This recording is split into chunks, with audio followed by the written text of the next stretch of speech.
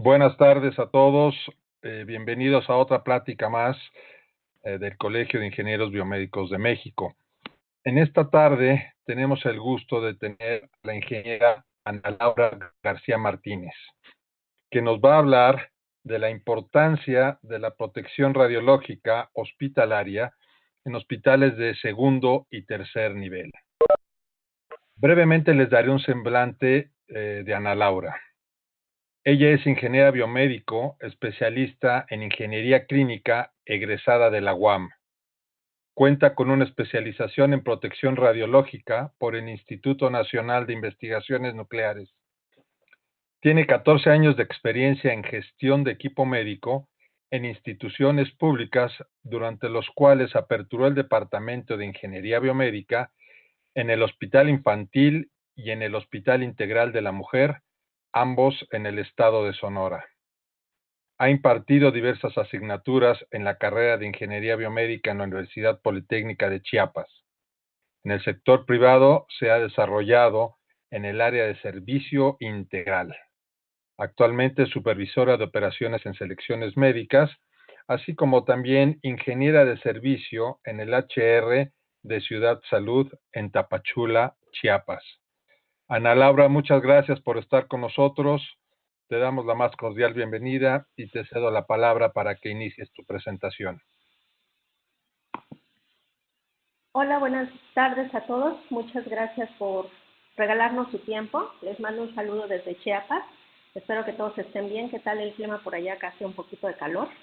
Pues bueno, esperemos que la plática se desarrolle con soltura, que no tengamos ningún detalle con internet. La verdad es que es un tema bastante amplio. Traté de resumir las partes más importantes. Si tienen alguna duda que consideren que sea muy relevante, que me la pregunten en el momento, sin ningún problema. Si no, de todas maneras, si no me equivoco, creo que tendremos una sección de preguntas y respuestas al final de la plática, ¿no? Bueno, voy a quitar lo que es el video por cuestiones del internet para que no tengamos ningún detalle. Y bueno, les voy a compartir, ¿no?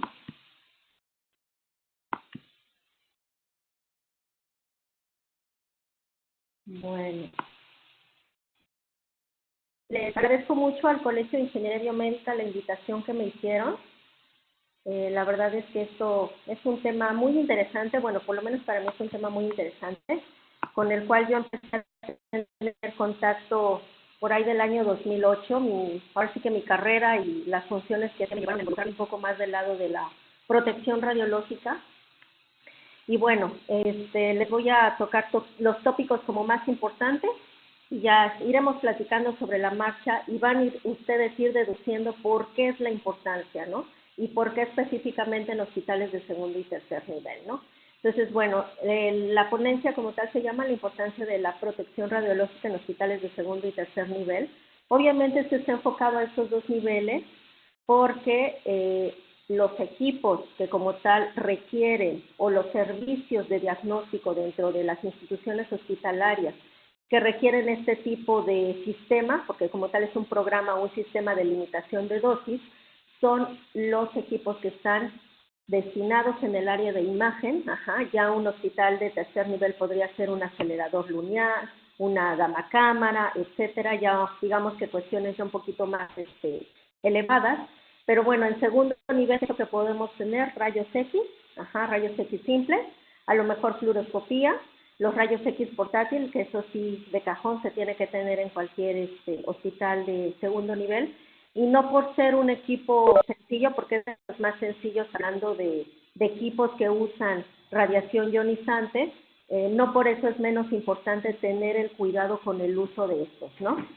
Entonces, bueno, vamos a empezar por primero definir qué es la protección radiológica. Bueno, pues la protección radiológica es una actividad multidisciplinaria de carácter científico y técnico que tiene como finalidad la protección de la persona y del medio ambiente contra los efectos nocivos que pueden resultar de la exposición a radiaciones ionizantes. Pero ustedes se preguntarán, bueno, ¿qué es radiación? O sea, la definición de radiación obviamente tendríamos que empezar desde definir qué es un átomo, qué es un protón, qué es un neutrón, qué es un electrón, cómo es que interactúan entre estas partículas, ¿no? Es un tema muy amplio, pero bueno, lo tratamos de resumir, ¿no? ¿Qué es la radiación? La radiación es propagación de energía en formas de ondas electromagnéticas. Puede ser desde rayos UV, rayos gamma, rayos X, o en forma de partículas subatómicas, lo que son las partículas alfa, partículas beta, neutrones, que ya estamos hablando de energías de altas energías, ¿no? Con estas tenemos que tener mucho más cuidado, a través del vacío o de un medio material. Entonces, bueno, dentro de las radiaciones, de manera general, vamos a separarlo para lo que nos interesa a nosotros por la aplicación médica que le damos, son radiaciones ionizantes y radiaciones no ionizantes. Las no ionizantes son las que no poseen suficiente energía para arrancar un electrón del átomo. Cuando una energía es tan alta que cuando tiene interacción con un átomo es capaz de arrancarle un electrón, significa que este átomo cambia. Entonces, la radiación no ionizante no tiene ese poder, por así decirlo. La radiación ionizante sí lo tiene. Y entonces, al arrancar ese electrón, lo que hace es que interaccione y entonces produce ionizaciones, ¿no?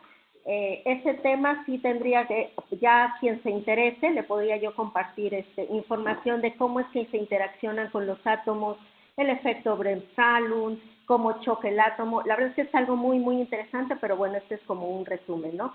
Entonces, ahora sí que partimos de que tenemos dos tipos de radiaciones, la no ionizante y la ionizante. Como ustedes pueden ver en la imagen al centro, viene como no ionizante la luz visible, los infrarrojos, microondas, la radio, líneas de alta tensión, y como ionizante lo que es la ultravioleta, rayos X, rayo gamma, para que se den una idea. Y como ustedes pueden ver por la gráfica, ahora sí que se identifica fácilmente, la frecuencia de la onda es más alta cuando las energías son altas. Esa es una característica muy importante. Y bueno, características de los diferentes tipos de radiación. En este cuadro como tal yo les estoy mostrando de manera muy resumida, que es, bueno, el símbolo con el que se conoce, estas energías, cuál es el grado de penetración, qué fuentes son las que las pueden generar o emitir como tal, porque ya vamos a ver que hay diferencia entre tener una fuente de radiación y un generador de radiación. El alcance que tienen estas, que es muy importante el alcance, para saber hasta dónde va a penetrar, hasta dónde va a llegar, y yo con nuestro sistema de limitación de dosis o nuestro programa de protección radiológica, esa es una parte muy importante, definir la distancia, ¿no? La distancia para poder evitar los daños, que tiene que ver también mucho con el blindaje. Por ejemplo, lo que son los rayos alfa, con una simple hoja de papel podemos tenerlo, porque se fijan en el caso de 5 centímetros. Pero en el caso de los neutrones casi podemos decir que si no tienes agua, plástico, parafina, nada los detiene. Los neutrones son una energía que al ser emitida y chocar con cualquier materia es seguro que va a haber alguna consecuencia, ¿no? Y ya vamos a ver, bueno, no me voy a adelantar tanto, pero esto define precisamente cuál es la interacción que va a tener con la materia, qué es lo que le puede provocar. En nuestro caso, la parte muy importante de la protección radiológica es estudiar el efecto que tiene la radiación con los sistemas biológicos. Esa es la parte importante. Y bueno, la dosis, estamos hablando alfa interna, beta ojos y piel, es decir, qué es lo que puede dañar, ¿no? En el caso de la gamma puede ser el cuerpo entero, igual que los neutrones. Entonces, eso es radiación y protección radiológica de manera resumida. Entonces, ¿cuáles son los principios básicos de la protección radiológica? La protección radiológica por ahí obviamente cuando fue descubierta por Marie Curie y luego los rayos X por William Röntgen, obviamente fueron grandes científicos que se dedicaron al estudio como tal Marie Curie del radón. Obviamente no sabían sus efectos, ya después de un tiempo se dieron cuenta que algo no estaba bien, ¿no? Entonces, pero bueno, en el año de 1928 se creó el Instituto de Protección Radiológica, y ellos determinaron que tenía que haber unos principios básicos para proteger tanto al usuario como al paciente que hace uso de radiaciones ionizantes para poder tener un diagnóstico médico. Entonces, ¿qué es importante para nosotros? Saber cómo funciona la radiación o qué es lo que hace la radiación, usar ahora sí que esas características que tiene para poder aplicarlas en el ámbito médico, pero también definir unos límites, porque es definir los límites para saber exactamente hasta dónde debo o puedo ocuparla sin dañar al paciente o a los usuarios. ¿Por qué? Pues finalmente, queramos o no, con el uso excesivo de la radiación, sobre todo cuando hablamos de rayos X, siempre hay una consecuencia. Ya hablando de neutrones, prácticamente con el uso, podríamos decir de manera coloquial, con un solo uso va a haber consecuencias si estamos hablando de que los hacemos incidir en un ser vivo, ¿no? Pero bueno, regresando, los principios básicos de la protección radiológica es la justificación, que significa que vamos a usar la radiación siempre y cuando el beneficio sea mayor que el daño. Es decir, yo voy a usar radiación ionizante, voy a usar un equipo de rayos X, voy a usar un acelerador lineal, el cual usa radiación ionizante. ¿Por qué? Porque necesito diagnosticar a mi paciente y el padecimiento que tiene justifica que la cantidad de radiación que yo le voy a emitir, que voy a hacer incidir en su cuerpo, el daño que le pudiera provocar es mucho menor al beneficio de saber exactamente cómo voy a tratar su enfermedad. Entonces, perdón, te interrumpo una pregunta. Sí. ¿Cuáles son las consecuencias de la exposición excesiva a este tipo de radiación en los pacientes? Bueno, lo vamos a ver más adelante, nos estamos adelantando, pero en resumidas cuentas vamos a ver que tenemos, de manera general, los separamos en dos los riesgos estocásticos y los riesgos determinísticos. Los determinísticos son riesgos que ya se tienen como tal los valores umbrales de dosis de radiación que se hace incidir en un paciente y que sabemos que con esa cantidad de radiación o de dosis equivalente que recibió ese cuerpo, va a haber una consecuencia. Esos son los que queremos nosotros eliminar, ¿no? Prácticamente. Los estocásticos son aquellas consecuencias que no se tiene como que un valor umbral, pudiera ser que sucediera o no. Obviamente esto depende de muchas cosas porque cada individuo es diferente. Tiene mucho que ver con, obviamente, no podemos comparar, por ejemplo, la dieta de un país europeo con la dieta de un país latinoamericano, ¿no? Entonces, eso influye mucho en cómo va a tener la repercusión de la radiación, pero ya hay ciertos valores que te dicen, si tú le incides, no sé, por decir algo, 100 milisieverts, sabemos que puede tener, por ejemplo, eczema en la piel, ¿no? Eso ya está más que comprobado. Pero pudiera ser que hay una persona que sufre de piel más sensible y a lo mejor con 50 milisieverts ya está presentando eczema. Entonces, ya hay como tal en la literatura unas, para los efectos determinísticos ya hay unas tablas donde precisamente te marca qué cantidad de radiación es la que no debes de dejar que llegue al paciente para evitar que ese efecto determinístico que ya sabes que sí va a suceder, suceda.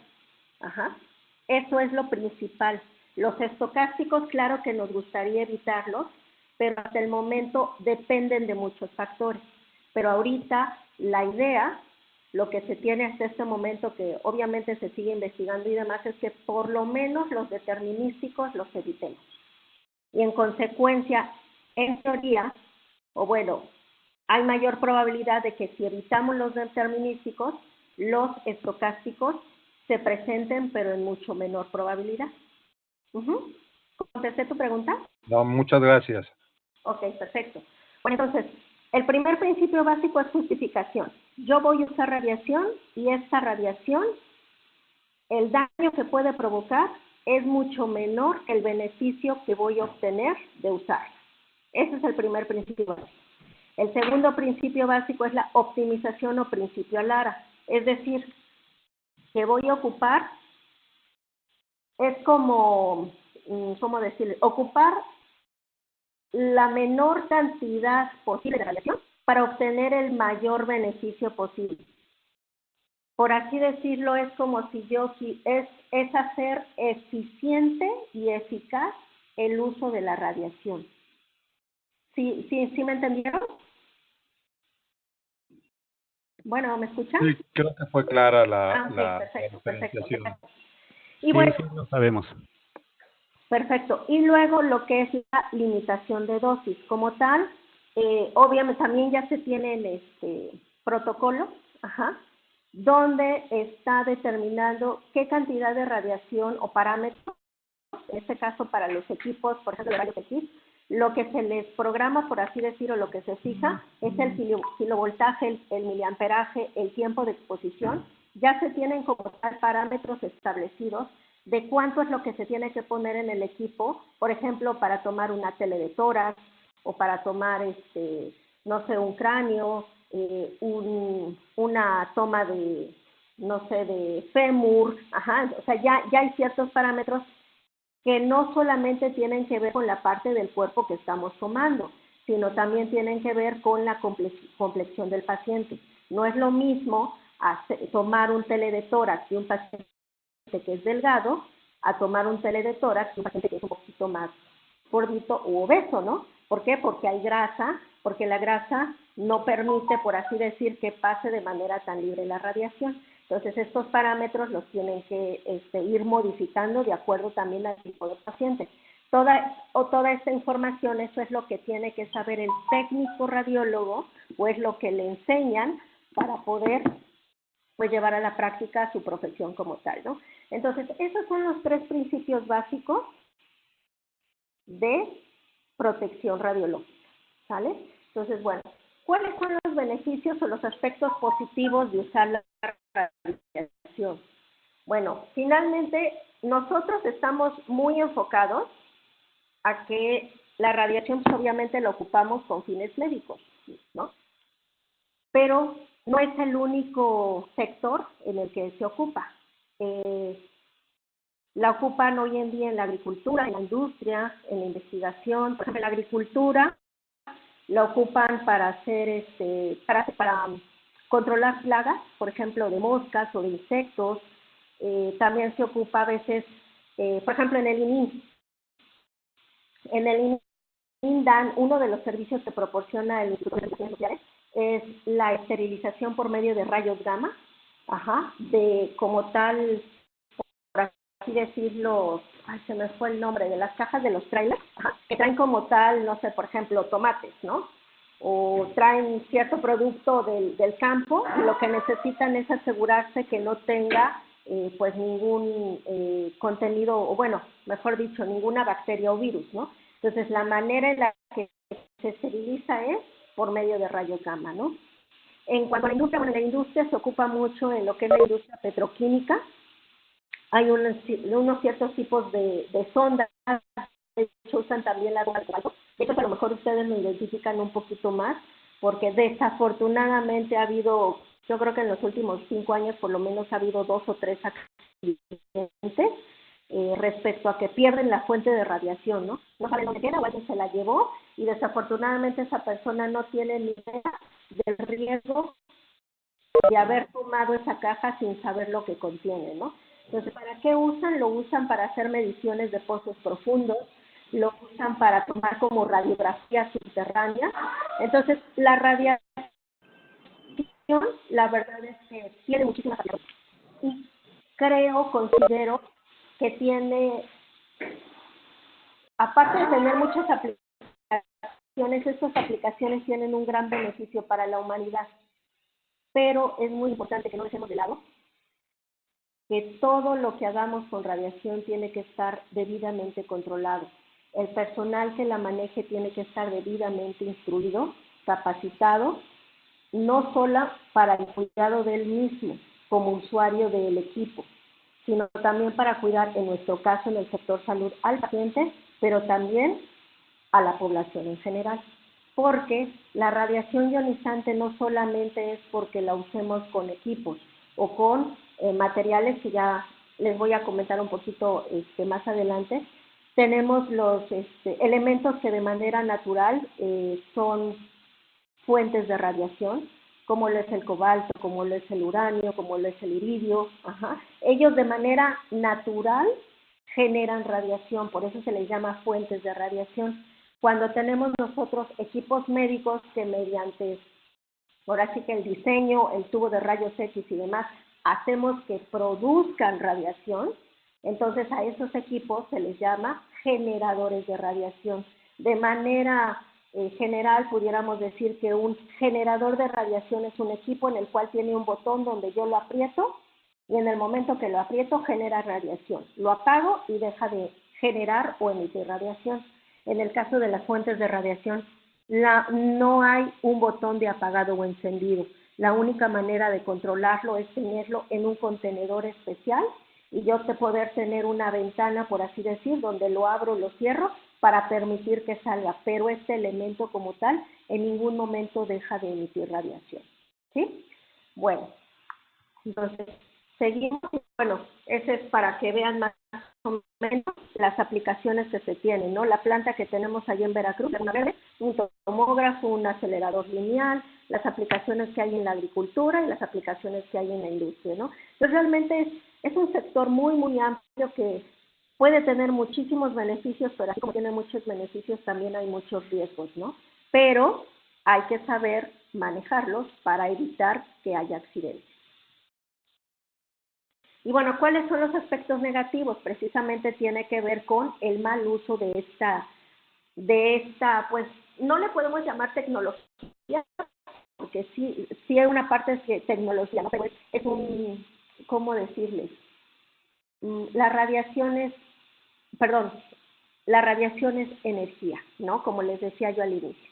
Entonces, los riesgos radiológicos o los aspectos negativos, pues producen daños por la ionización de una macromolécula, como pueden ver de manera muy simple en la célula. Entonces, impide y con altas dosis de radiación, puede haber modificaciones al ADN, y puede haber mutaciones como las que existen, por ejemplo, después de los accidentes de Hiroshima, Nagasaki, el de Chernobyl, y los indirectos, que es cuando en la célula, o sea, a nivel microscópico estamos viendo que incide la radiación y si choca con lo que son, obviamente, las células de agua, que nuestro cuerpo está compuesto de 70% de agua, produce radiólisis, ¿no? Y la radiólisis lo que hace es, por así decir, hierve el agua de la célula y entonces la célula puede explotar, ¿sale? O tener cambios. Bueno, ¿dudas o preguntas hasta aquí? ¿No? ¿Ninguna? Perfecto. Bueno, entonces, de acuerdo a lo que hemos platicado, como les comentaba yo, dependiendo de la dosis que reciba una persona, puede haber ciertos riesgos, que yo decía que se catalogaban de manera general riesgos determinísticos y riesgos estocásticos, ¿no?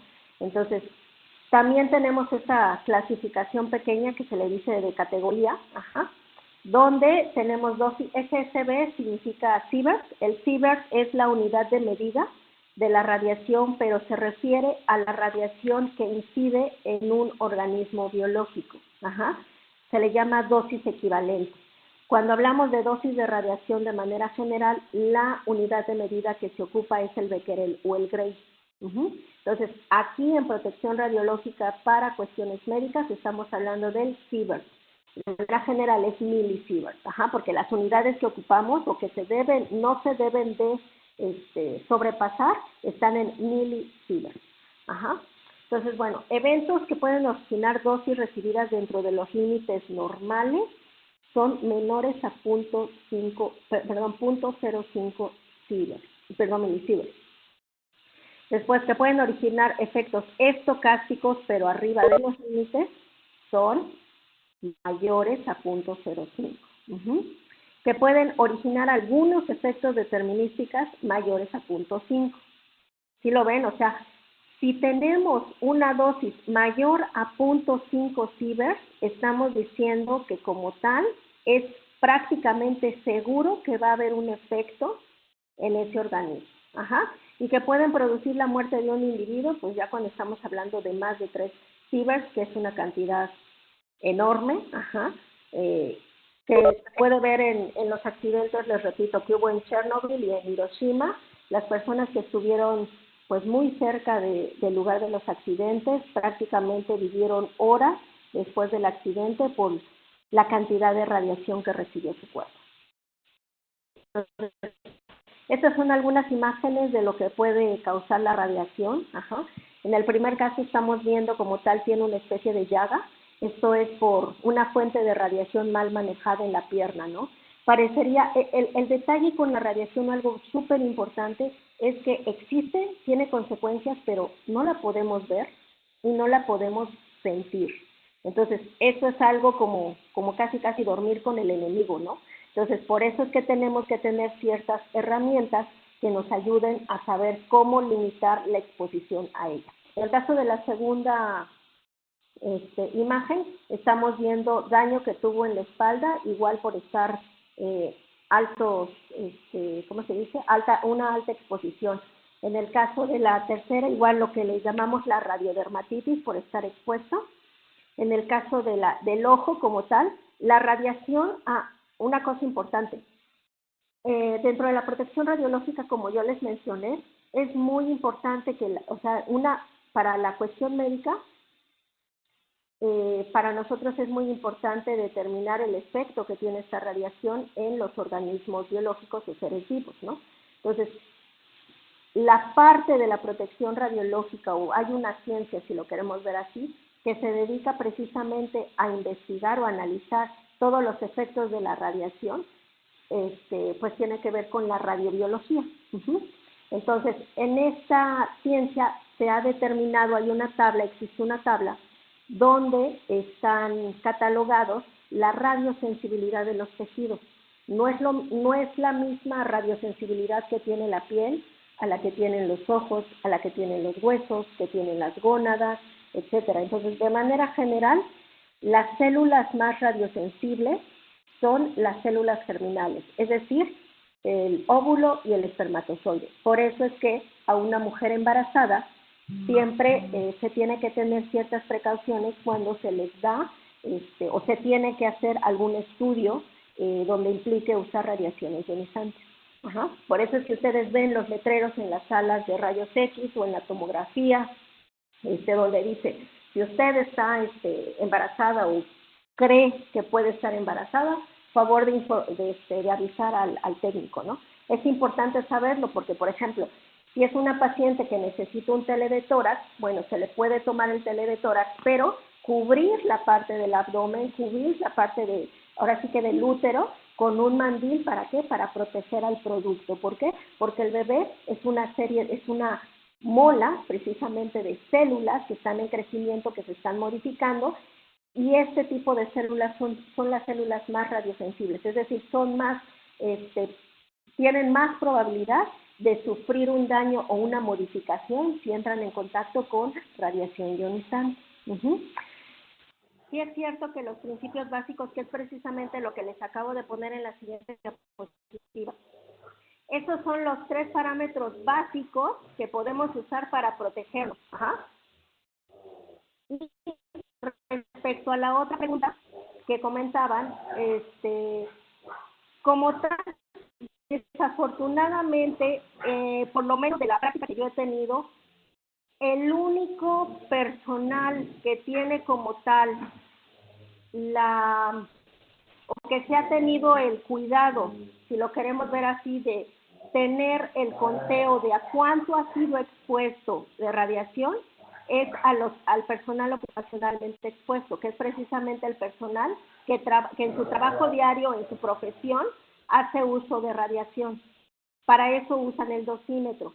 Desafortunadamente, hasta el momento, no existe, por lo menos en el sistema de salud mexicano, no existe, o no que tenga yo conocimiento, un sistema que como tal lleve un conteo de la dosis a la que ha sido expuesta el paciente por estudios médicos que se le hacen, ¿no?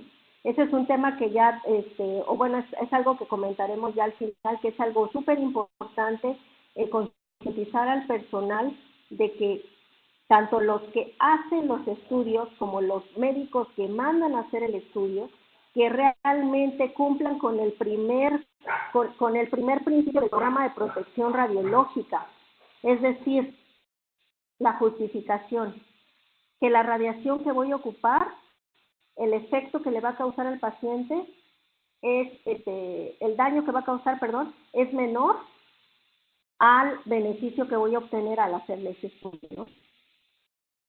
Pero bueno, ¿alguna otra duda o continuamos? Muchas gracias por tus respuestas. Podemos continuar. Ok, gracias. Bueno, entonces, regresando, recapitulando como comentó uno de los asistentes, sí, efectivamente tenemos 3 parámetros que son los más importantes para poder protegernos, ¿no? El tiempo, la distancia y el blindaje. Con tiempo, es decir, si yo me expongo menor tiempo a la radiación, obviamente voy a tener una menor probabilidad de tener algún daño. Si yo me alejo de la fuente o el generador de radiación, tengo una mayor probabilidad de estar, obviamente, en contacto con la radiación, ¿no? Ahí ven ustedes en la gráfica que la dosis se reduce dependiendo de la distancia, ¿no? Entonces, es importante, de hecho, algunos de los elementos que se usan o accesorios de protección radiológica tienen que ver sobre todo cuando estamos hablando de material o radiofármacos. Hay algunas pinzas que son como unas pinzas largas que precisamente ayudan a poder tomar algún recipiente, con algún radiofármaco para poder moverlo o hacer alguna cuestión, pero nos da cierta distancia, es decir, ya no lo tengo yo que tomar a la mano, ¿no? Y tenerlo más cerca significa que voy a estar pues a una menor distancia y me voy a radiar más. En una de las primeras diapositivas que vimos, vieron ustedes la capacidad de penetración. Esto va muy ligado a eso, ¿no? También tiene mucho que ver con qué tipo de radiación es la que estamos manejando. Sabemos que son radiaciones ionizantes, pero acuérdense que no es lo mismo estar trabajando con rayos alfa, beta, gamma o sobre todo los neutrones, que son los más peligrosos. Y bueno, el blindaje, no es lo mismo, ahora sí que recapitulando, el tipo de energía que voy a ocupar con el tipo de blindaje, o bueno, tiene que empatar, ¿no? ¿Qué tipo de blindaje voy a ocupar? Dependiendo de la radiación, ¿no? Si voy a trabajar con rayos alfa, bueno, simplemente con papel, por así decirlo, el papel es capaz de detener los rayos alfa, ¿no? Pero si voy a estar trabajando con rayos beta y uso papel, el papel no me va a servir de nada, ¿no? Tengo que usar aluminio. Entonces, es importante saber qué tipo de blindaje voy a ocupar. Y esto depende mucho de qué tipo de energía es la que voy a estar usando.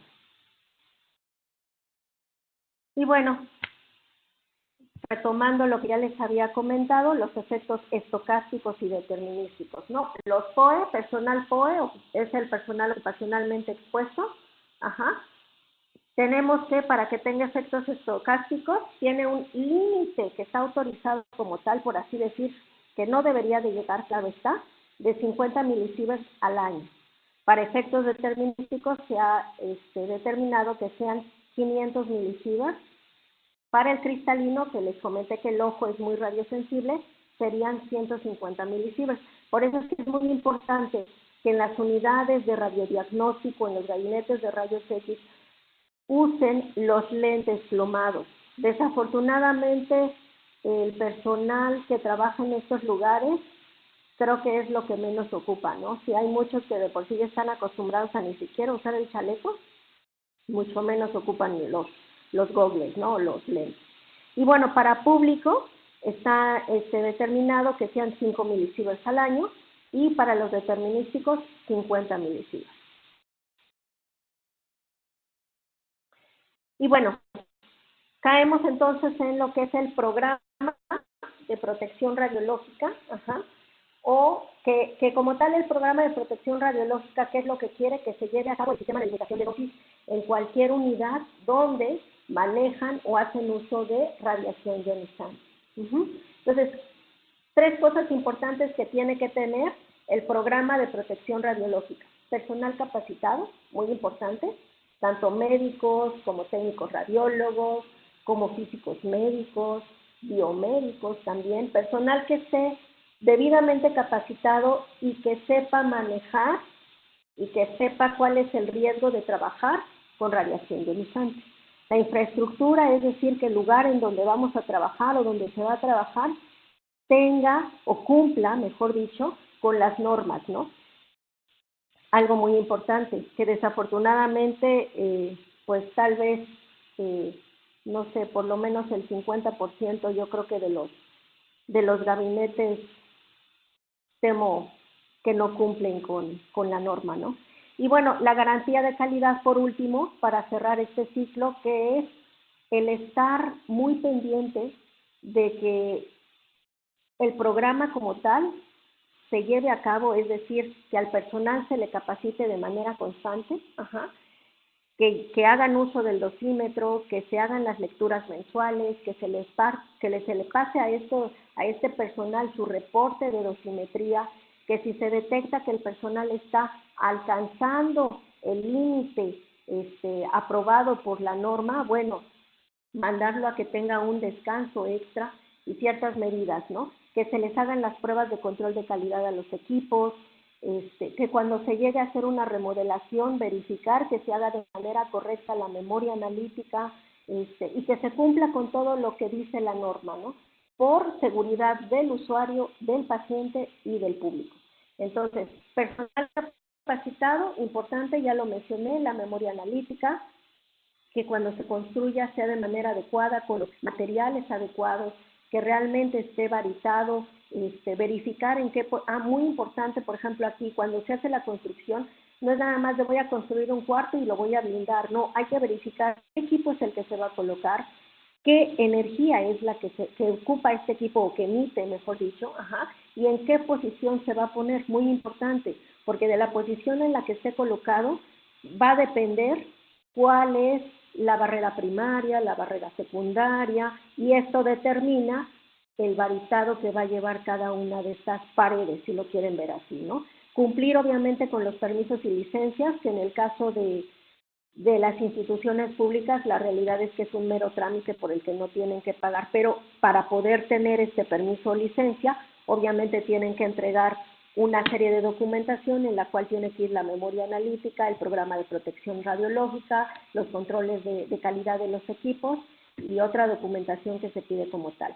Análisis de riesgo, muy importante. El análisis de riesgo es dependiendo del servicio que se va a dar, porque no es lo mismo tener una sala de rayos X donde tengo una sala de rayos X simple, donde voy a hacer a lo más, tal vez a lo mejor algún estudio contrastado, a tener un área de medicina nuclear, ¿no? Si yo ya tengo un área de medicina nuclear, bueno, tengo que tener determinadas mis áreas, cuál va a ser mi área caliente, dónde voy a administrar el radiofármaco, cuál va a ser como que la ruta de entrada, la ruta de salida, por dónde va a entrar el material radiológico, y también tengo que verificar, o se tiene que tener verificado, que las instalaciones como tal del drenaje, del aire, etcétera, vayan de acuerdo a norma. Entonces, y el análisis de riesgo es, por ejemplo, si tuviéramos algún accidente y se contamina un área, ¿qué protocolo van a seguir el personal y qué protocolo se va a seguir con el paciente para, pues ahora sí que atender o solventar la contaminación que hubo, ¿no? Por ejemplo, hay lugares en medicinas nucleares donde a los pacientes les administran el radiofármaco para poderles hacer el estudio en la gamacámara, y los tienen que tener después, los dejan, digamos, sentados. Hay algunos lugares donde dan braquiterapia y les dan la dosis, y a los pacientes prácticamente los tienen que encerrar con llave, ¿no? Me ha tocado verlo, ¿no? Y uno dice, bueno, ¿por qué lo encierras, no? Porque desafortunadamente las personas no miden las consecuencias y a veces se salen y andan paseando por los pasillos, y les digo, la radiación no se ve ni se siente, pero el paciente está emitiendo radiación. Entonces, es responsabilidad del encargado de seguridad radiológica y del personal de esa área, pues resguardar al paciente, porque en este caso el paciente al dar el radiofármaco, pues se vuelve un emisor de radiación, ¿no? Entonces hay que tener cuidado con ese tipo de cosas. El manual de procedimientos es muy importante, que todo el personal que esté involucrado en el área sepa qué se hace para cada procedimiento, qué tiene que llevar, ¿no? Cuáles son los pasos a seguir, ¿no? Y bueno, el personal, que les repito, tiene que ser personal capacitado, es personal que a veces, aunque parezca redundante y aunque muchas veces les da la verdad flojera, tiene que ser reentrenado en lo que es protección radiológica, ¿no? Y bueno, la infraestructura, les decía, no solamente tener adecuado el lugar donde está instalado el equipo, o el servicio que vamos a dar, sino contar con lo necesario, los mandiles, los protectores de gónadas, los lentes, los guantes, los medidores de radiación, si es que tenemos, o se está dando un servicio de medicina nuclear, esta barra que les comentaba para manejar radiofármacos, o radioisótopos, para mantenerlos a una distancia más lejana, tener las puertas de manera adecuada blindadas, ¿no? Obviamente no es lo mismo tener una puerta en una sala de rayos X que está plomada a tener una puerta en una sala de un acelerador lineal, ¿no? Entonces, tener todo lo necesario, ¿para qué? Para cumplir con los límites de dosis al público, en este caso, cuando hablamos de la radiación que pudiera salir del lugar donde se está dando el servicio, donde ocupamos radiación ionizante. Y bueno, la garantía de calidad, lo que ya les había comentado, la calibración, dosimetría, avisos y señalamientos, muy importantes. Yo creo que de las unidades hospitalarias, los lugares que tienen más señalamientos son los gabinetes de rayos X o imagenología, ¿no? Precisamente por el riesgo que lleva el trabajar con este tipo de tecnologías, ¿no? La vigilancia médica del personal, al personal ocupacionalmente expuesto cada año, tenga o no tenga algún síntoma, se le tienen que hacer estudios médicos, y eso viene por norma. ¿Por qué? Porque necesitan revisar si hay alguna modificación o hay algún cambio en su organismo. ¿Por qué? Porque este personal, de manera normal, por su profesión, está en contacto diario con la radiación, ¿no? Capacitación y reentrenamiento del personal, inspecciones y auditorías internas, y bueno, descontaminación de áreas que más o menos estaba hace un momento, ¿no? Y bueno, la radiación en la medicina. ¿Qué es la exposición médica a la radiación? Exposición sufrida por los pacientes en el curso de su propio diagnóstico o tratamiento médico o dental, exposición sufrida en forma consciente por personas que no estén expuestas profesionalmente mientras ayudan voluntariamente a procurar alivio y bienestar a pacientes. Asimismo, la sufrida por voluntarios en el curso de un programa de investigación biomédica que implique su exposición, ¿no? Muy importante, la verdad es que concientizar al personal. Me ha tocado en varias ocasiones ver familiares de pacientes que apoyan, por ejemplo, un paciente que está intranquilo, que está nervioso, que entra a la sala de tomografía para que le hagan el estudio a su paciente. Bueno, tener el cuidado de darle el chaleco, de darle los gogles, que se proteja. Porque él, sin necesidad porque él en realidad no tiene la necesidad de radiarse, pero se va a radiar, ¿por qué? Porque está apoyando, ¿no? Entonces, bueno, el equipo médico, ¿no? Que ocupa radiación ionizante, tenemos aquí la clasificación. De hecho, si gustan, les paso ya la liga cuando terminemos, para quien quiera ver a lo mejor con un poquito más de calma la presentación que les hice, ¿no? Entonces, bueno, tenemos generadores con energías de entre 40 kilovolts y 125 kilovolts. Estamos hablando desde un rayos X dental, un arco en C, la angiografía, la fluoroscopía, que en este caso es muy importante, por ejemplo, en el caso de cuando se ocupa fluoroscopía, tener el cuidado necesario, porque aunque son dosis de radiación más bajas, el tiempo de exposición es mayor, ¿no? Entonces hay que tener mucho cuidado con este tipo de equipos. Tenemos también lo que son los masógrafos, que van entre 20 y 40 kilovolts. Tenemos los que se usan para lo que se le llama la terapia superficial. Estos equipos generalmente son usados para cáncer de piel. Tenemos también como tal la tomografía, que va de 100 kilovolts a 125 kilovolts de energía. Los equipos que trabajan con cobalto, en este caso el Gamma Knife, que por ahí tienen uno en América Sur. Y bueno, lo que es el acelerador lineal, ¿no? Que ya son energías, son altas energías, ¿no? De 6.000 kilovolts a 25.000 kilovolts. Y lo que es la braquiterapia. La braquiterapia sí es, como les comentaba, es un tema un poquito más delicado, sobre todo porque como tal se le pone el radioisótopo al paciente, ya sea que se le implante, en este caso la imagen que vemos es de un paciente con cáncer de próstata, o por ejemplo si tuviera cáncer cervicouterino le implantan la semilla en el útero y puede ser que hasta la paciente la manden a su casa, o que se quede un tiempo internada en el hospital. ¿Para qué? Para que esta semilla emita radiación y vaya quemando las células o matando lo que es el cáncer, ¿no? Entonces, con este tipo de pacientes hay que concientizarlos mucho y hay que tener un mayor cuidado, sobre todo también de la dosis de radiación que está recibiendo el paciente. Y bueno, la medicina nuclear, ¿no? En el caso de la medicina nuclear usamos lo que son los radiofármacos o radiotrazadores, que como tal, dependiendo del órgano, la ventaja de la medicina nuclear es que nos permite ver al órgano funcionando, ¿no? Es algo que no podemos ver, por ejemplo, ni en la tomografía ni en la resonancia. Sí tomamos imágenes, se pueden hacer reconstrucciones en 3D, pero no vemos como tal el órgano de manera funcional. En el caso de medicina nuclear, como tal, sí se pueden obtener imágenes de cómo está funcionando el órgano, ¿no? Entonces, dependiendo del órgano a estudiar, es el tipo de radioisótopo o radiofármaco que vamos a ocupar.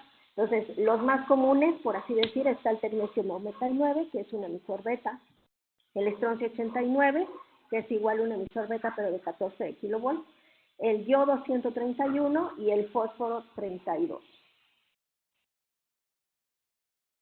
Y bueno, la protección de la exposición médica en procedimientos diagnósticos, les repito, es tener todo el conjunto de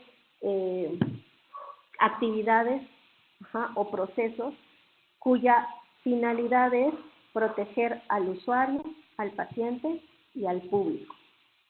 Esa es la parte importante. ¿Protegerlos de qué? De exámenes y tratamientos innecesarios, de una exposición innecesaria y de exámenes en los cuales se pueden derivar en diagnósticos incorrectos e incompletos. Hoy en día la verdad es que ese es un tema un poco delicado.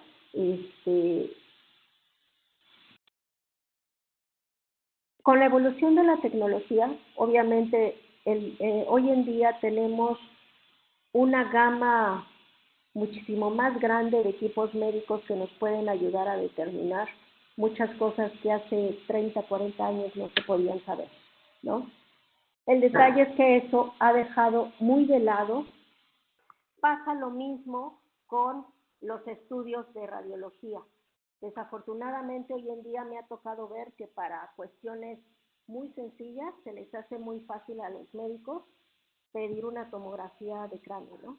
Y a veces hasta la piden una tomografía de cráneo contrastada. ¿Le duele la cabeza? Mándale una tomografía de cráneo, ¿no? Entonces, esas son las cosas en las que se debe de concientizar al personal, no solamente al personal que hace el estudio, sino al personal que manda o que hace la orden para que al paciente se le haga el estudio. En este caso, no sé, tal vez sería un tema, o me gustaría lanzar la pregunta y ya después que al final si quieren contestar.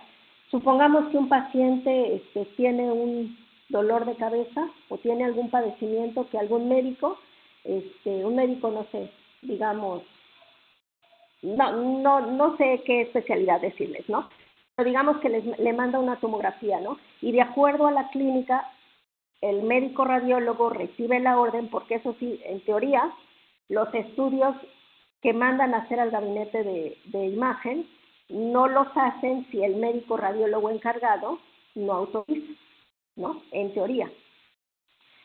lo revisa el médico radiólogo y si ve que de acuerdo a lo que está pidiendo el médico no es algo congruente y aún así le hace el estudio y es una radiación que se le está haciendo al paciente sin una justificación adecuada, ¿de quién es la culpa? ¿De quien mandó el estudio o de quien permitió que se le hiciera? Me gustaría si pueden reflexionarlo y al final si quieren lo comentamos. Bueno, y entonces, bueno, ¿qué tenemos que hacer? Pues no exponer al paciente a radiación no prescrita por un profesional, es decir, no cualquier persona puede ordenar que se le haga un estudio a un paciente, sobre todo hablando de radiación ionizante, ¿no?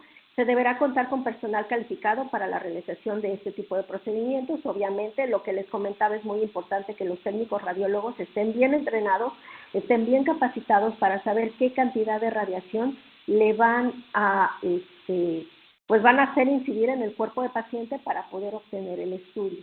Muchas veces me ha tocado ver igual técnicos radiólogos que a lo mejor ya por la costumbre ya tienen ahí el parámetro, no le pongo al máximo al equipo, al fin que ya sé que con eso seguro me sale la placa, ¿no? Pero no se trata de eso, se trata de que cada paciente es un individuo que tiene necesidades específicas de acuerdo a, una, su padecimiento y dos, su complexión.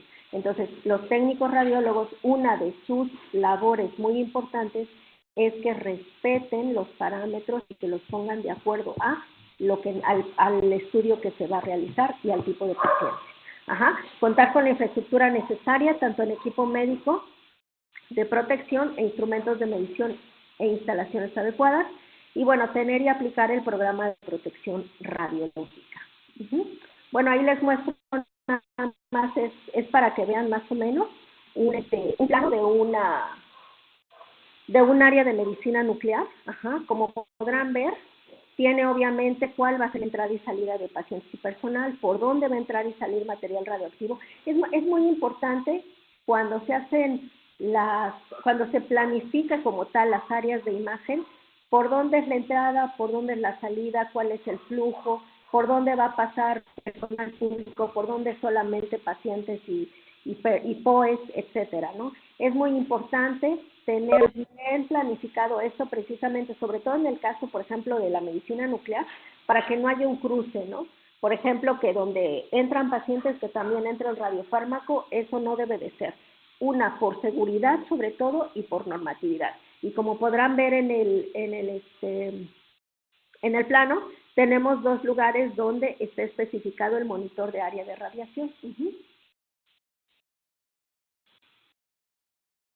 Y bueno, ¿qué es lo que queremos con la protección radiológica? Les repito, es evitar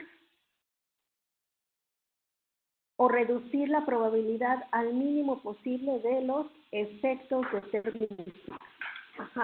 Es decir, estos efectos que pueden causar muerte celular, daño al órgano o muerte al órgano. Y reducir la probabilidad de ocurrencia de los efectos estocásticos, es decir, que haya mutaciones del ADN, una leucemia, un cáncer, etc.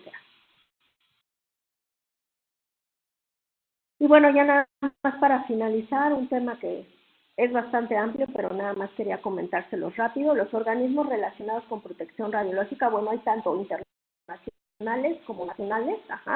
En el caso de los internacionales, bueno, está la International Atomic Energy Agency, que establece las directrices básicas de seguridad radiológica. La UNCEAR, que realiza estudios acerca de los niveles de radiación, así como los efectos de la radiación y de los riesgos asociados. La BEIR, la WHO, que es la Organización Mundial de la Salud, realiza estudios y propone métodos para reducir exposiciones innecesarias. La ICRU, que es el que les comentaba que se creó en 1928, si no me equivoco, ese fue el año en el que se creó el comité, y ellos establecen unidades de radiación, protocolos para realizar mediciones de magnitudes empleadas en protección radiológica, así como los instrumentos que se deben de ocupar.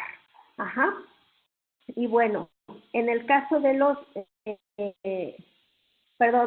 organismos o normatividad mexicana, bueno, tenemos de manera general, por así decir, tenemos tres. Lo que es la ley reglamentaria del artículo 27 constitucional en materia nuclear, lo que le llaman la ley nuclear. Todas las normas que vean con el núcleo tienen que ver con la ley nuclear. El reglamento general de seguridad radiológica y las normas oficiales mexicanas. La ley nuclear, bueno, está compuesta de 6 capítulos. Ajá.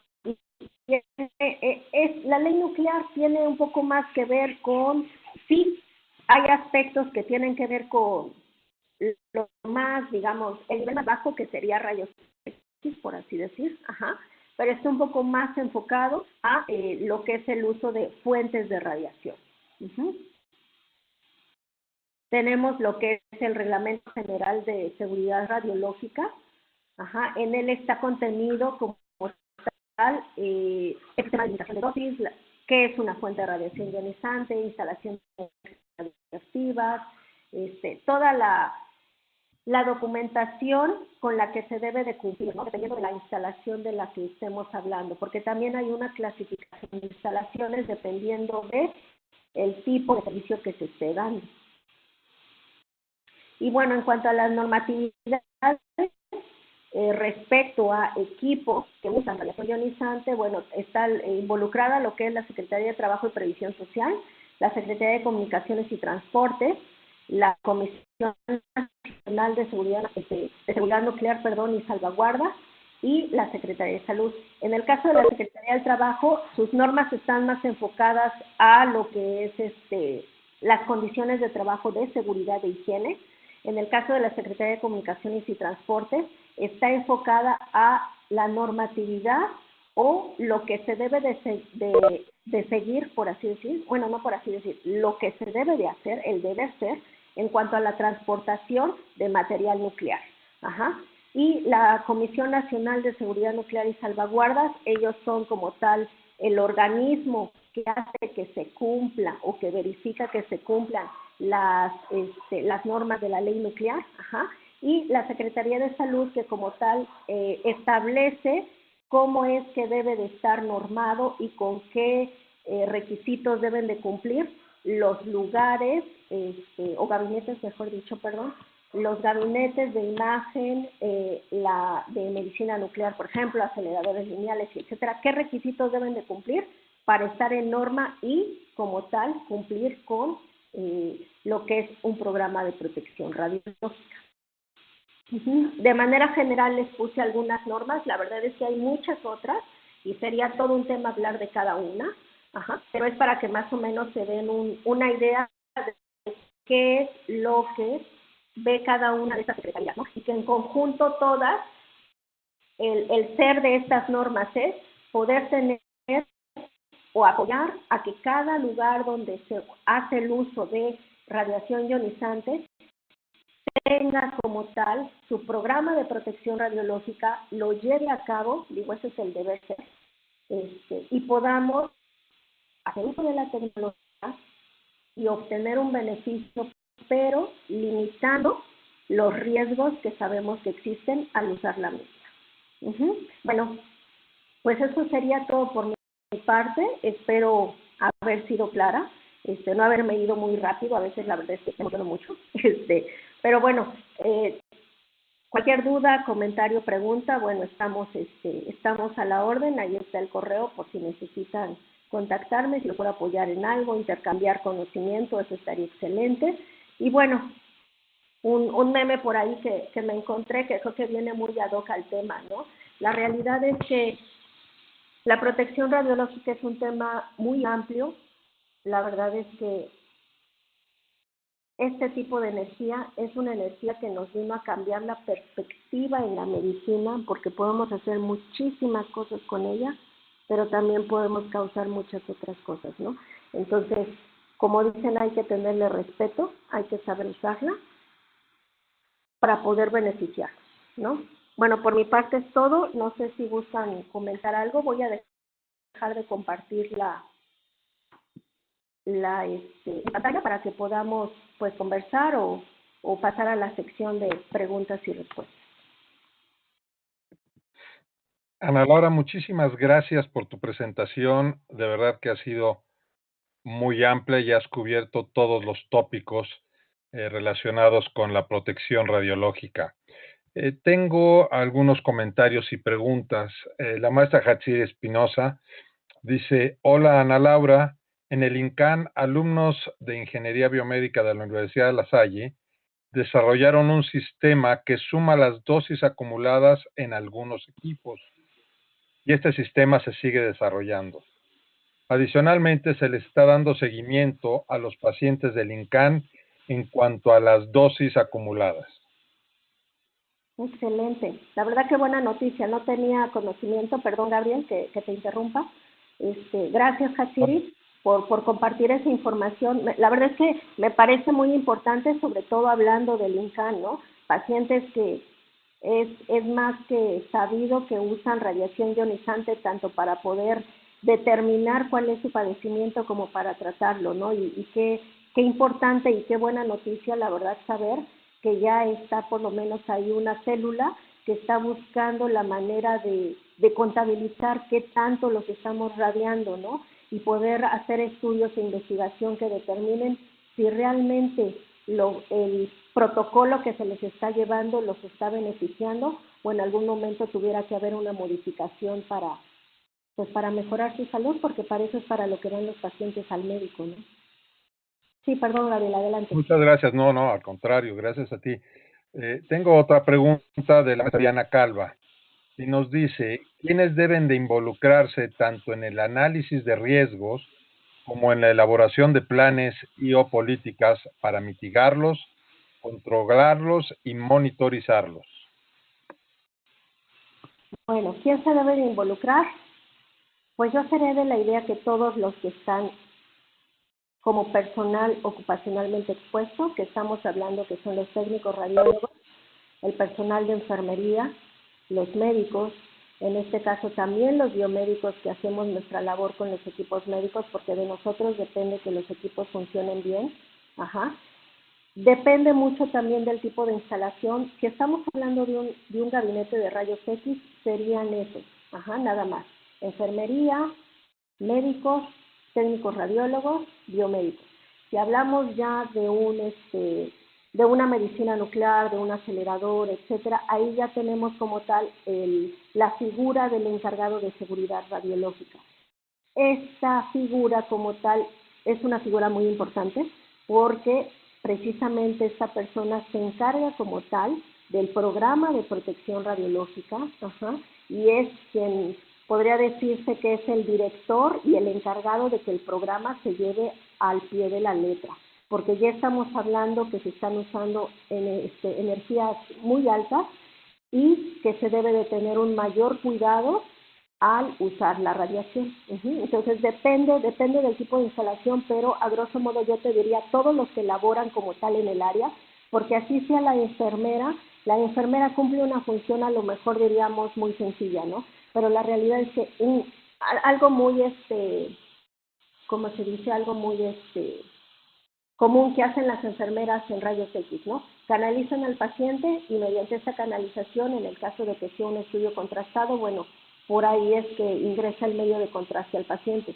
Pero muchas veces, hablando por ejemplo de un estudio de tomografía, la enfermera es quien entra y a lo mejor puede proporcionar algún medicamento o alguna otra cuestión. Ella tiene que estar debidamente capacitada y tiene que tener bien delimitados, por ejemplo, dentro de, supongamos, un estudio de cráneo, por decirles algo, ajá, qué es la actividad que ella tiene que hacer, en qué momento le toca intervenir con el paciente y si es que ella va a estar o no dentro de sala cuando el equipo esté emitiendo radiación. Entonces tenemos que involucrar a todos los que estén en el área, así sea su actividad lo más sencillo, tiene que saber de protección radiológica.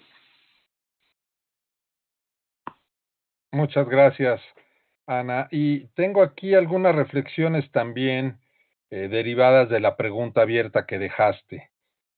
Por ejemplo, Jessy Lázaro nos comenta que o se enojan porque no les dejas de forma automática los parámetros, porque no quieren calcular de acuerdo al tipo de paciente. Quiero entender que habla de los médicos o los técnicos radiólogos. Así es, desafortunadamente es concientizar a las personas, ¿no? Yo tengo compañeros, personas que estimo que son unos excelentes técnicos radiólogos, pero que sí la verdad es que llega el punto en que su actividad se les hace tan rutinaria y lo ven tan simple que a todos le ponen lo mismo, ¿no? Y la realidad es que a lo mejor visualmente tú ves que obtuvieron un buen estudio, pero se pudo haber obtenido ese mismo estudio con una dosis de radiación menor, ¿no? Entonces tiene mucho que ver con concientizar a la gente. La realidad es que sí, como mencionan, es un tema delicado porque la gente se enoja si no se deja programado como que ya automático, nada más para que aprieten un botón y ya no muevan nada, ¿no? Pero el detalle es que no es tan simple, ¿no? La realidad es que hoy en día ya está habiendo más estudios respecto a cuál es el efecto. Ajá. Por ejemplo, me ha tocado ver pacientes que llegan por alguna cuestión neurológica, digamos. Hubo un paciente que me tocó que tenía un tumor en cerebro, le mandaron a hacer una tomografía contrastada, pasaron 2 días y le volvieron a hacer otra, pasó un día y le volvieron a hacer otra. Entonces uno dice, bueno, en realidad el paciente ha tenido tantos cambios como para que se le hayan hecho tantos estudios de manera continua. O sea, realmente está justificado que el médico va a ver alguna diferencia entre el que se le hizo hace 3 días al que le hicieron el día de hoy. Pues creo que ese es un campo en el que tal vez pudiéramos empezar a explorar como biomédicos que somos, o algún médico, empezar a hacer pues protocolos, ¿no? De estudio, protocolos de análisis, de investigación. 2 días y le volvieron a hacer otro, pasó un día. ¿Sí? ¿Sí, perdón? No, sigue adelante. Ah, ok. Entonces, pues bueno, perdón, perdí el hilo de la conversación. Entonces, sí es un tema delicado, pero en la medida de lo posible, yo lo que trato de hacer es concientizarlos, ¿no? El deber ser es aplicarle al paciente la dosis que necesita. Y esta dosis debe de ser lo mínimo posible, ¿para qué? Para obtener un beneficio máximo. Esa es la regla. Uh-huh. Muchas gracias. Finalmente, porque el tiempo ya se nos vino encima, comparto otros comentarios en relación a la pregunta que dejaste. Helen B. Smart nos comenta de las responsabilidades de quien permitió que se le hicieran, es parte de las responsabilidades del médico radiólogo según la norma 229 de protección radiológica, responsabilidades y especificaciones técnicas. También nos comenta Laura Patricia López Meneses, por eso hay zonas controladas y zonas restringidas que se deben de delimitar en los proyectos. Y finalmente,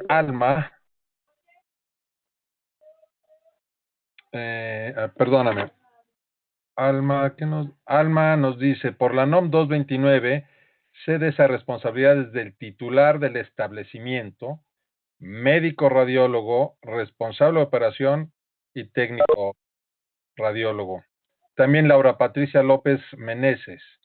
De tu pregunta, considero que el responsable final es el responsable del gabinete de radiodiagnóstico, porque él sabe mejor las contraindicaciones y o posibles efectos que tal vez el médico que solicitó desconoce o no considera.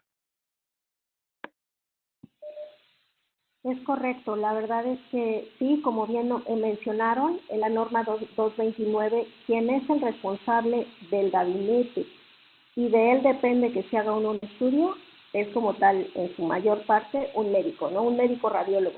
Desafortunadamente en la práctica no se lleva a cabo, ¿no? Muchas veces es así, lo mandó, pues hácelo, ¿no? No importa, o sea, no importa que en realidad no va a obtener nada bueno de este estudio, pero pues como el médico lo mandó, no sé, el médico internista o el neurólogo, que finalmente su especialidad no es la radiología, ¿no? En realidad ellos piden estudios porque creen que con eso van a obtener un resultado que les va a ayudar a diagnosticar al paciente, pero mucho también es de la conciencia, o bueno, no de la conciencia, de la ética, la verdad creo yo, del médico radiólogo, de que su función no es nada más interpretar estudios que le llegan o que le piden que se hagan, sino es también apoyar al otro médico de otra especialidad para decirle, mira, para ti funcionaría tal cosa, ¿por qué? Porque lo que quieres ver es esto y el estudio que es mejor es este, ¿no? Me ha tocado ver que hay médicos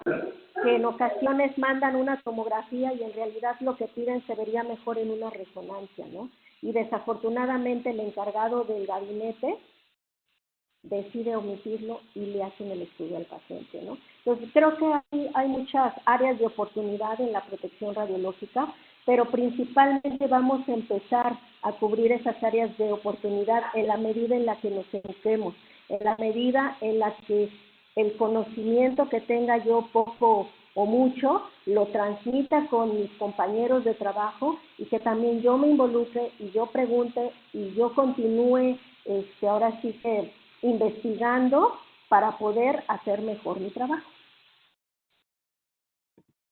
Perfecto, Ana Laura. Pues de verdad, de parte del Colegio de Ingenieros Biomédicos de México, te queremos dar las gracias por esta excelente charla que nos has dado y lo cual nos has abierto muchas posibilidades y abre el espacio para estar pendientes nosotros como ingenieros biomédicos de la importancia de la protección radiológica, que parece algo sencillo, pero después de escucharte vemos que son temas complejos y que hay que estar atendiendo puntualmente. Así es, pues yo igual, la verdad es que les agradezco mucho al colegio la invitación, una disculpa porque creo que por ahí tuve unos contratiempos para conectarme, pero bueno, salimos avante. También les agradezco mucho a los asistentes el poder tomarse el tiempo para esta plática. La verdad es que es un tema extenso, es un tema muy, muy largo. Ahora sí que la información, ¿no?, que pudiera ayudarnos a desarrollar nuestro trabajo de mejor manera, aprender nuevas cosas, hacer las cosas de mejor manera y pues bueno, a formar un equipo de trabajo que aunque no estemos uno al lado del otro, pues bueno, podemos hacer muchas cosas e intercambiar información que nos ayuden a hacer de la ingeniería biomédica una profesión cuya repercusión más grande puede ser en beneficio del paciente. Pues muchas gracias de nueva cuenta y gracias también a todos los asistentes. Los esperamos en nuestra siguiente charla, la cual les haremos llegar todos los detalles muy pronto por los canales que ustedes ya conocen. Muy buenas tardes a todos. Muchas gracias.